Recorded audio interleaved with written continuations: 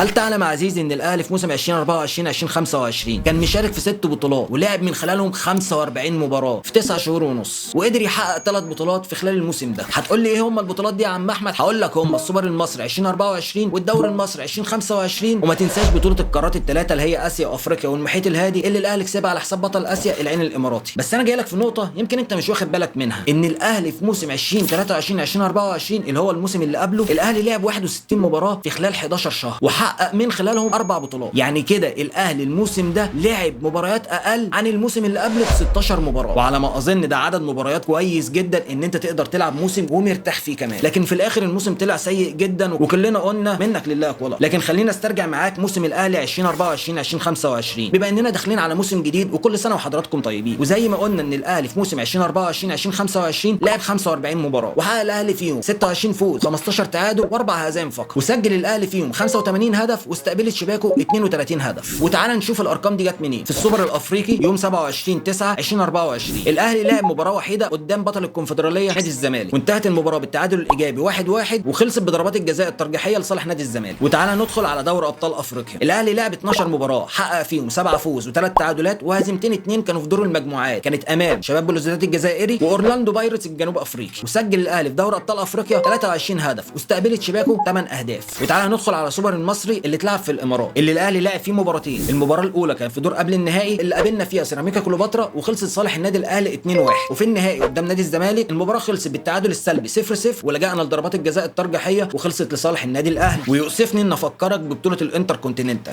اللي الاهلي لعب فيها مباراتين وحقق الفوز في المباراه الاولى على حساب العين الاماراتي بنتيجه 3 مقابل لا شيء، واستطاع الاهلي ان هو يحصل على اول بطوله رسميه من الفيفا. وفي المباراه الثانيه اتواجه الاهلي مع باتشوكا المكسيكي في قطر وخلصت المباراه بالتعادل السلبي 0-0 لحد ما لجأنا لضربات الجزاء الترجيحيه اللي للاسف جاي افكرك بيها. لكن برضو ما علينا، انا جاي ادخلك على دوري المتعه والاثاره، دوري الرايه والصفاره الايجيبشن ليج. وفي الدوري المصري الاهلي لعب 25 مباراه حقق الفوز في 17 مباراه وتعادل في 7 مباريات وتلقى هزيمه وحيده. طبعا دي كانت المباراه الشهيره قدام نادي الزمالك اللي كانت في رمضان في دوري ايلون مصر، وكل سنه وحضراتكم طيبين. وعلى ما اظن لولا المباراه دي كان زمان الاهلي هو اللي رفع الدرع الذهبي، لان الاهلي ما تلقاش ولا هزيمه من اي فرقه، وسجل الاهلي في الدوري 52 هدف واستقبلت شباكه 16 هدف. ويلا بينا نسافر لامريكا ونروح على كاس العالم للانديه اللي الاهلي لعب فيه 3 مباريات حقق فيهم تعادلين وهزيمه وحيده كانت امام بالميراس البرازيل. بعيدا عن الاهلي خرج من دور المجموعات، بس الواحد فرحان بالبطوله اللي حصلت في امريكا عشان خاطر حاجه واحده. انا كفايه ان انا حسيت بالفخر والاعتزاز ان انا اهلاوي بعد ما شفت منظر الجماهير في مباراه النادي الاهلي في كاس العالم للانديه، فتحيه لكل جماهير النادي الاهلي. واخيرا عايزك تقول لي في كومنت، هل انت شايف موسم 2025 اسوأ من موسم 2022 بتاع موسيماني؟ وهتابع اجاباتكم في التعليقات. ما تنسوش اللايك والفولو وانتظروني في فيديوهات جايه.